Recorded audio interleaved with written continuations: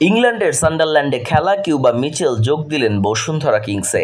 হামজা চৌধুরী, ফাহমিদুল ইসলাম ও সমিত সোমের পর আলোচনায় ছিল ইংল্যান্ডে খেলা কিউবা মিচেলের নাম। তবে সান্ডারল্যান্ডে খেলা এই ফুটবলার এবার যোগ দিলেন বসুন্ধরা কিংসে।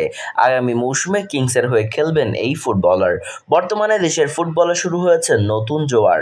বিশেষ করে ইংলিশ প্রিমিয়ার লিগে খেলা হামজা চৌধুরী বাংলাদেশের জাতীয় দলে যোগ দেওয়ার পরই যেন শুরু হয়ে গেছে এই জোয়ার। তারই ধারাবাহিকতায় লাল সবুজের জার্সি গায়ে জড়িয়েছেন ইতালির লিগে খেলা ফাহমিদুল ইসলাম ও কানাডার লিগে খেলা সমিত সোম। এরপর গুঞ্জন শুরু হয় ইংল্যান্ডের সান্ডারল্যান্ডের অনূর্ধ্ব 21 দলে খেলা কিউবা মিচেলকে নিয়ে।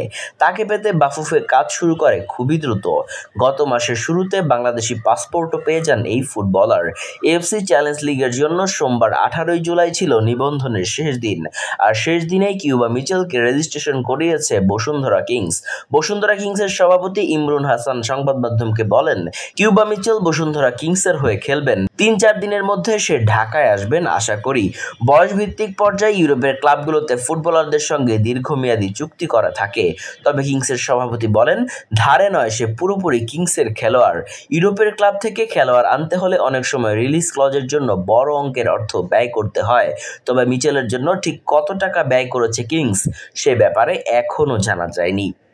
Mortuza Tanvir, news desk, Bengali mail.